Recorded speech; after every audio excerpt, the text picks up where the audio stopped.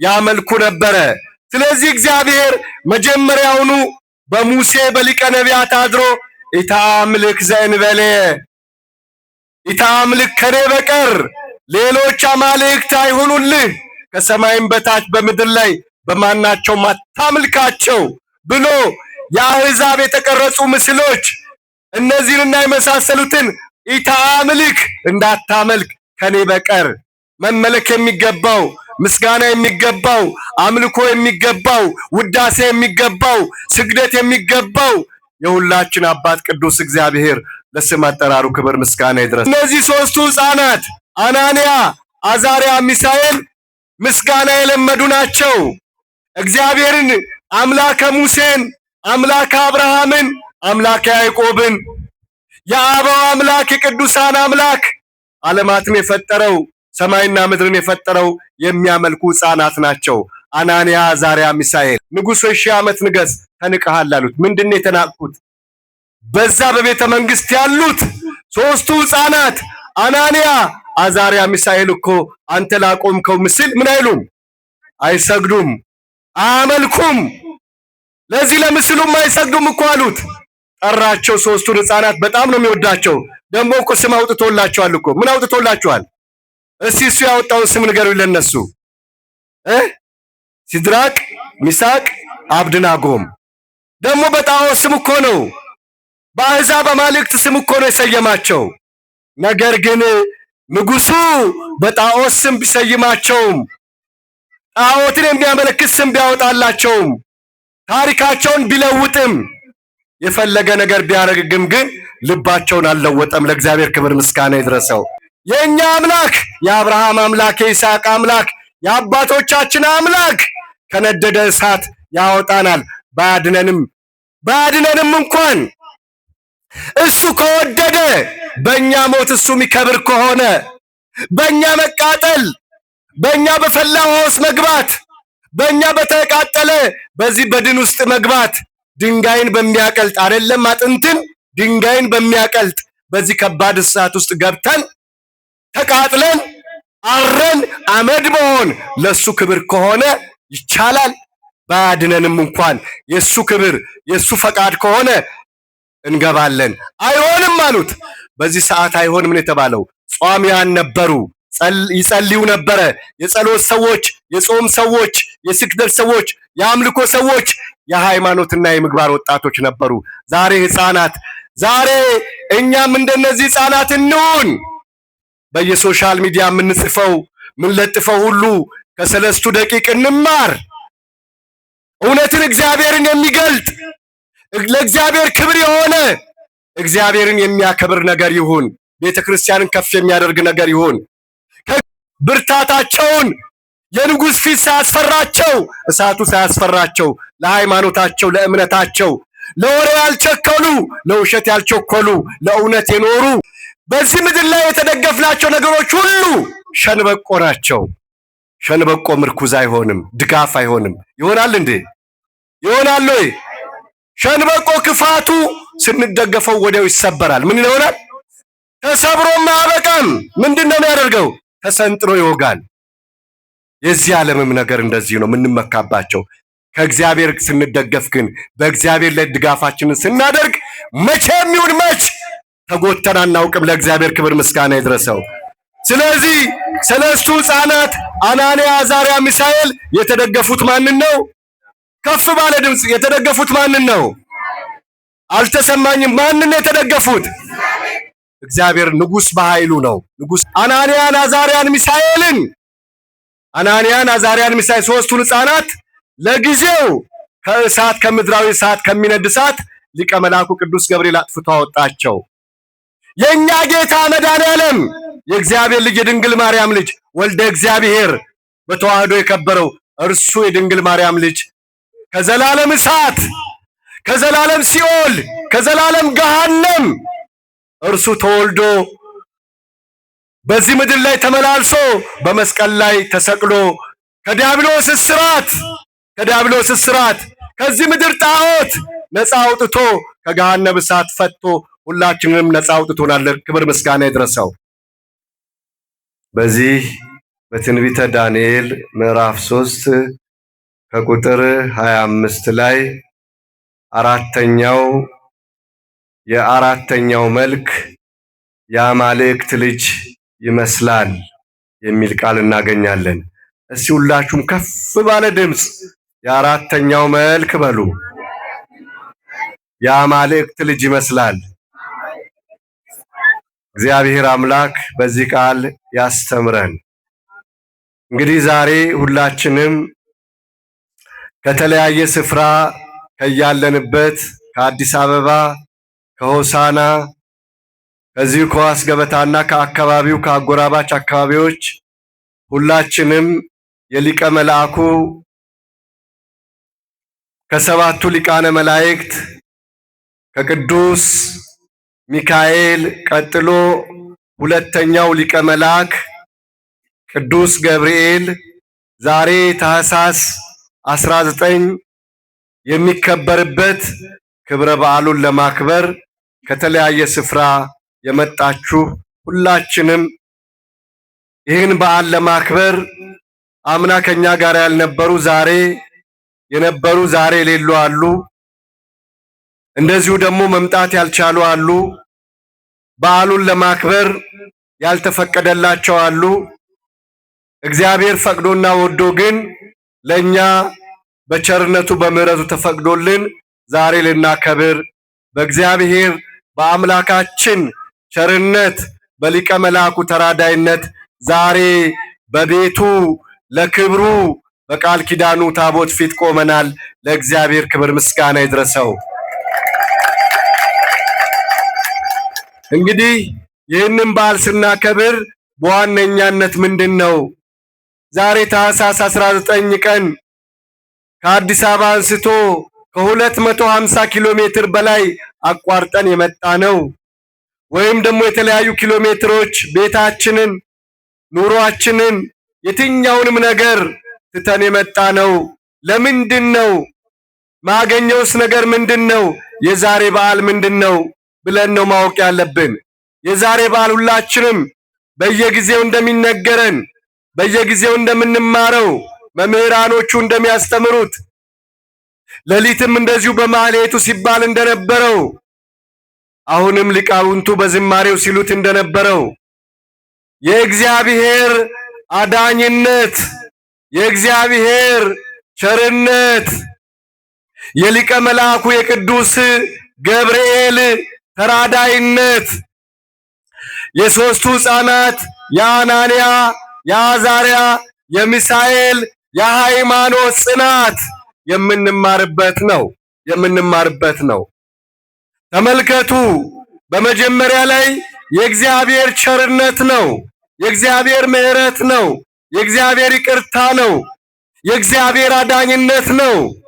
እግዚአብሔርን ይሄንን አሳምር፣ ይሄንን አታሳምር፣ ይሄንን እንደዚህ አድርግ፣ ይሄንን ደግሞ እንደዚህ አድርግ የሚለው የሌለ ማንም ሊከለክለው የማይችል ክንደ ብርቱ የሆነ አምላካችን ቅዱስ እግዚአብሔር የሁሉ አባት፣ የሁሉ ጌታ፣ የሁሉ መጋቢ፣ ዓለማትን ካለመኖር ወደ መኖር ያመጣ ሁላችንንም በቸርነቱ የፈጠረን አምላካችን ቅዱስ እግዚአብሔር ቸርነቱ ምድር የሞላች ናት። ለስም አጠራሩ ክብር ምስጋና ይድረሰው። እንግዲህ እግዚአብሔር አምላክ በዛሬው ዕለት ታላቅ ነገር ነው ለኛ የሚያስተምረን። ወቅቱ በብሉይ ኪዳን ዘመን ነው። ጌታ ከመወለዱ በፊት ነው። በምርኮ ጊዜ ነው። በምርኮ ጊዜ እስራኤላውያን በተማረኩበት በዚያን ዘመን በብሉይ ኪዳን ዘመን እንግዲህ በዛን ዘመን የነበሩ ነገስታት በተለይም በመካከለኛው ምስራቅ ጥሩ ስልጣኔም ክፉ ስልጣኔም የተጀመረበት መልካም ነገርም ክፉ ነገርም የተጀመረበት እዛው መካከለኛ ምስራቅ ነው። መካከለኛ ምስራቅ ላይ የነበሩ ነገስታት በጠባያቸው አብዛኛዎቹ ጣዖት የሚያመልኩ ነበሩ። ጣዖትን የሚያመልኩ፣ ለጣዖት የሚንበረከኩ፣ ለጣዖት ማምለክ ብቻ አይደለም እነሱንም ህዝቡ እንዲያመልካቸው ለነሱም እንዲሰገድላቸው ራሳቸውን በእግዚአብሔር ወንበር ላይ አስቀምጠው አምልኮና ውዳሴ የሚሹ ነገስታት ጣዖት አምላኪዎች የነበሩበት ዘመን ነው ዘመኑ። እና በዛን ዘመን ነው ሰው ሁሉ ጣዖትን የሚወድ። ብዙ ጊዜ የሰው ልጅ በሚታይ ነገር ማመን ይወዳል። ነገር ግን የኛ አምላክ የኛ ጌታ ስጋዊ ደማዊ የሆነ በደም የተዋቀረ በእንባ የተዋቀረ ፍጥረታዊ የሆነ አይን እንደ ጉዝ ሊያየው የማይችል ልጁም ሲናገር እግዚአብሔርን አንድም ሰው እንኳን ያየው የለም ከጉያው ያልተለየው አንድያ ልጁ መድኃኔዓለም ኢየሱስ ክርስቶስ ተረከው እንጂ ብሎ እንደተናገረው ከሐሳብ በላይ የሆነ ዓለማትን የሞላ ሰማይና ምድርን ፍጥረታትን ሁሉ በእጁ የያዘ ክንደ ብርቱ አምላክ ነው። ለስም አጠራሩ ክብር ምስጋና ይድረሰው። ስለዚህ እኛ የምናመልከው አምላክ ይሄ አምላክ ነው። ይሄ ሆኖ ሳለ ሰዎች በሚታይ በሚዳሰስ በሚጨበጥ በሰው እጅ በተሰራ በዛ ያመልኩ ነበረ። ስለዚህ እግዚአብሔር መጀመሪያውኑ በሙሴ በሊቀ ነቢያት አድሮ ኢታምልክ ዘእንበሌ ኢታምልክ ከኔ በቀር ሌሎች አማልክት አይሁኑልህ ከሰማይም በታች በምድር ላይ በማናቸውም አታምልካቸው ብሎ የአሕዛብ የተቀረጹ ምስሎች እነዚህንና የመሳሰሉትን ኢታምልክ እንዳታመልክ ከኔ በቀር መመለክ የሚገባው ምስጋና የሚገባው አምልኮ የሚገባው ውዳሴ የሚገባው ስግደት የሚገባው የሁላችን አባት ቅዱስ እግዚአብሔር ለስም አጠራሩ ክብር ምስጋና ይድረሰው። ስለዚህ ይሄ ነው እነዚህ ሶስቱ ሕፃናት አናንያ፣ አዛርያ፣ ሚሳኤል ምስጋና የለመዱ ናቸው። እግዚአብሔርን አምላከ ሙሴን፣ አምላከ አብርሃምን፣ አምላከ ያዕቆብን የአበው አምላክ የቅዱሳን አምላክ ዓለማትን የፈጠረው ሰማይና ምድርን የፈጠረው የሚያመልኩ ሕፃናት ናቸው። አናንያ፣ አዛርያ፣ ሚሳኤል ንገር ስማቸው እነማን ናቸው? አናንያ፣ አዛርያ፣ ሚሳኤል ማንን የሚያመልኩ? እግዚአብሔርን የሚያመልኩ ከእግዚአብሔር ውጭ አምልኮ የሌላቸው ናቸው። ነገር ግን ተማርከዋል። ምን ተደርገዋል? ተማርከዋል። በምርኮ ሀገር ነው ያሉት። በምርኮ ሀገር ነው ያሉት። ለምሳሌ ያህል ከክፉ ከተለያዩ ነገሮች ምርኮ ማለት ምን ማለት ነው? ከምርኮኛ እስረኛ ይሻላል። ምክንያቱም በሕግ ጥላ ስር ነው ያለው። አይሻልም እንዴ? ከምርኮኛና ከእስረኛ ማ ይሻላል? እስረኛ ይሻላል። እንደዚሁ ደግሞ ከምርኮኛ ስደተኛ ይሻላል። የተሰደደ ሰው ይሻላል። የተማረከ ግን ማራኪው እንደፈለገ ያደርገዋል። አይደለም እንዴ? የተማረከ ማራኪው እንደፈለገ ያደርገዋል። የማራኪው ጉዳይ ነው። ሲፈልግ ማራኪውሽ ቀኜ ትርሳይ ባላስታውስሽ ምላሴ ከትናጋዬ ትጣበቅ ብለው በባቢሎን ወንዝ በዛ እስራኤልን ባሰቡ ጊዜ እንዳለቀሱ ሁሉ ወይም ምርኮኞቹ በነበሩበት ሀገር እግዚአብሔር አይመለክ፣ ለእግዚአብሔር መስዋዕት አይቀርብ፣ ለእግዚአብሔር አምላክ አምልኮ አይቀርብ። ይሄ የአሕዛብ ሀገር ነው፣ ምድረ አሕዛብ። ከዚህ የተነሳ አልቅሰው ነበር ሰለስቱ ደቂቅ። በውስጣቸውም ያዝኑ ነበረ። ግን ጣዖት በሚመለክበት ቤተ መንግስት ጣዖት በሚመለክበት ቤተ መንግስት ለጣዖት በሚሰገድበት የተለያየ አምልኮ በሚሰጥበት በዛ እርኩስ ቦታ በዛ ቆሻሻ ቦታ እግዚአብሔር በማይጠራበት ስመ አምላክ በሌለበት በዛ ስፍራ ላይ እነዚህ ሶስቱ ሕፃናት ግን ለጣዖትም አይሰግዱም፣ ጣዖት አያመልኩም። የእስራኤልን አምላክ ብቻ ያመልኩ ነበረ። ለእግዚአብሔር ክብር ምስጋና ይድረሰው።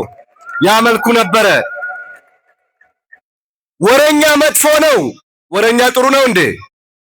ወረኛ ጥሩ ነው ወይ?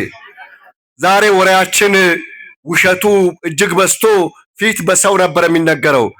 ኤቤር ካይስኮ ኤታን ኪዲቶ እየተባለ ነበረ ድሮ ወሬ የሚወራው።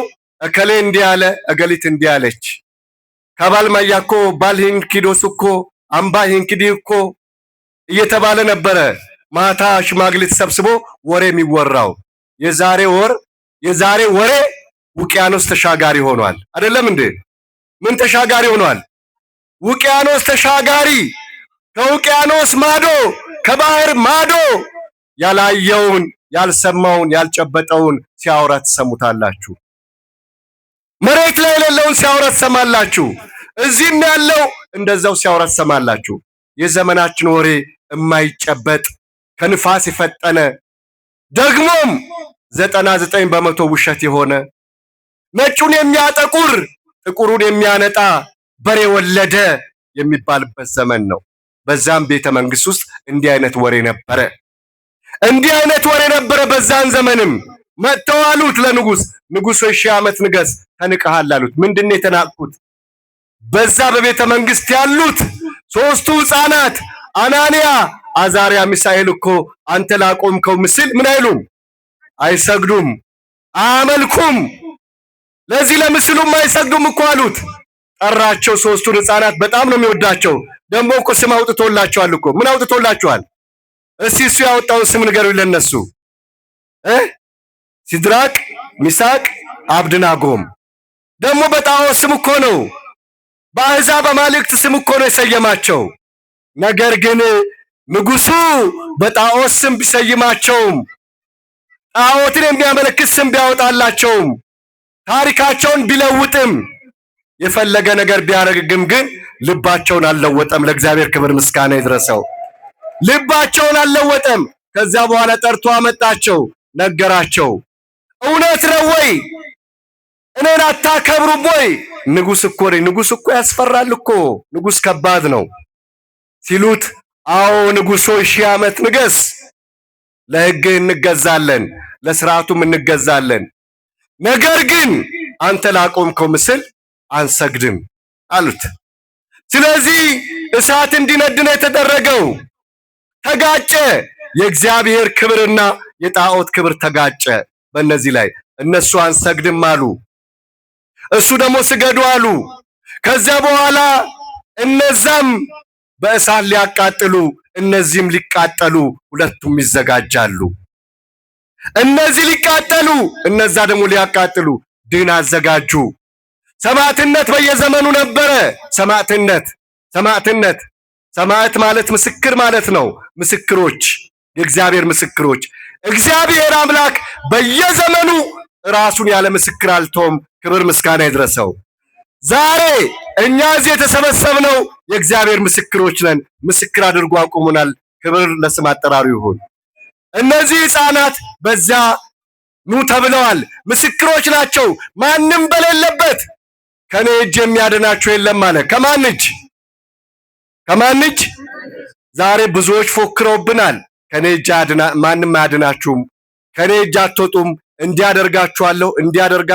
እንዲያደርጋችኋለሁ፣ ዘብጥያ ወርዳችኋለሁ፣ ነፍሳችሁን ስጋችሁን እለያለሁ ብለው በተለያየ ጊዜ የተለያየ ዛቻና ፉከራ ደርሶብናል። እግዚአብሔር ግን አሻግሮናል። ክብር ምስጋና ለእርሱ ይሁን። ስለዚህ እንደ ሰው አይደለም። ማንም አያድናችሁም፣ ማንም ሊያድናችሁ አይችልም ተባለ። ከዚህ በኋላ ወዲያውኑ ንጉሡ 1000 ዓመት ንገስ፣ አይሆንም፣ የእኛ አምላክ የአብርሃም አምላክ የይስሐቅ አምላክ የአባቶቻችን አምላክ ከነደደ እሳት ያወጣናል።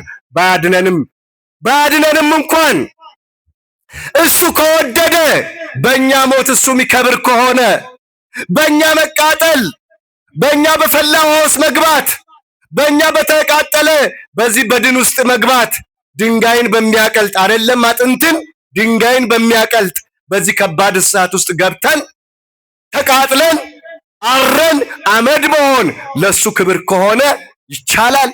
ባያድነንም እንኳን የሱ ክብር የሱ ፈቃድ ከሆነ እንገባለን። አይሆንም አሉት። በዚህ ሰዓት አይሆንም ነው የተባለው። ጿሚያን ነበሩ፣ ይጸልዩ ነበረ። የጸሎት ሰዎች፣ የጾም ሰዎች፣ የስግደት ሰዎች፣ የአምልኮ ሰዎች፣ የሃይማኖትና የምግባር ወጣቶች ነበሩ። ዛሬ ሕፃናት፣ ዛሬ እኛም እንደነዚህ ሕፃናት እንሁን። በየሶሻል ሚዲያ የምንጽፈው ምንለጥፈው ሁሉ ከሰለስቱ ደቂቅ እንማር። እውነትን እግዚአብሔርን የሚገልጥ ለእግዚአብሔር ክብር የሆነ እግዚአብሔርን የሚያከብር ነገር ይሁን። ቤተ ክርስቲያንን ከፍ የሚያደርግ ነገር ይሁን።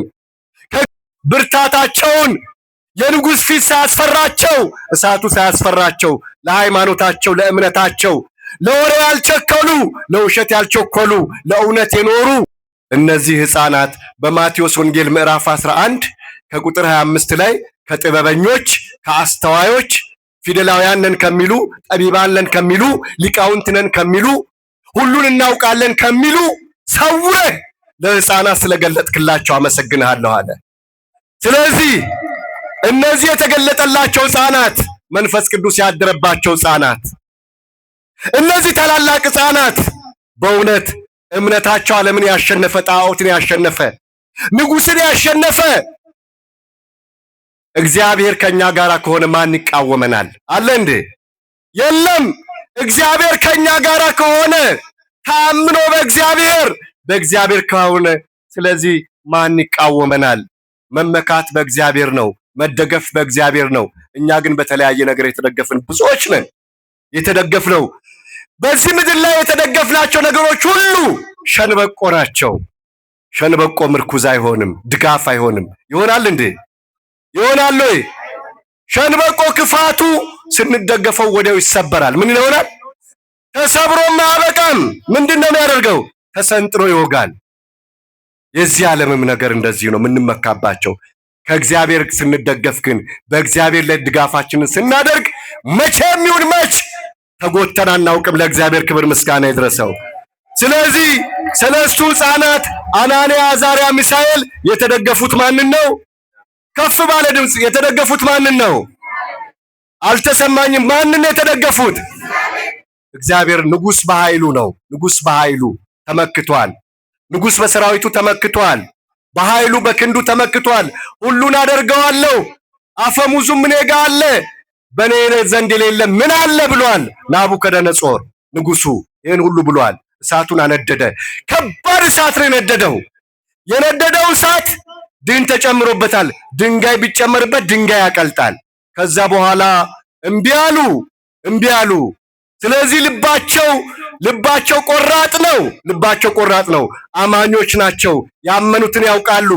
እምነታቸው በአለት ላይ ነው፣ በአሸዋ ላይ አይደለም። ቤታቸውን የሰሩት በአለት ላይ ነው። እምነታችንን ሃይማኖታችንን በአለት ላይ እንገንባ፣ በተዋህዶ ላይ እንገባ።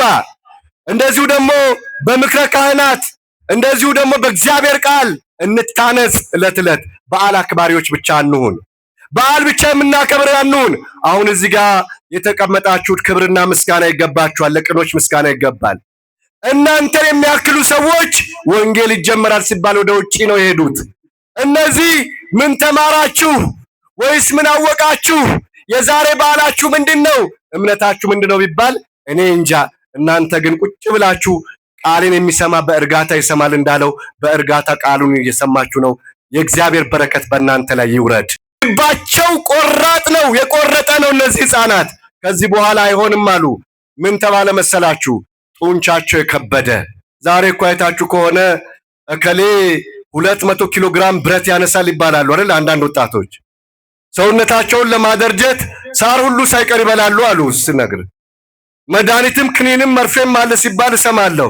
ጡንቻው ምን እንዲሆን እንደዚህ ያሉ እነዚህን ሕፃናት እነዚህ ለራሳቸው በጾም ሰውነታቸው በምን የተጎዳ ነው? ወደ እሳት እንዳይጨምሯቸው ወደ እሳቱ ሲጠጉ ምን ሊያደርጋቸው ነው? እሳቱ ሊበላቸው ነው። ለምን? ከሩቅ ሆኖ የሚወረውር ኃይለኛ ነው የተፈለገው። ነገር ግን አናንያን አዛርያን በእግዚአብሔር ፊት እግዚአብሔር እያየ እጅ እግራቸውን አሰሯቸው።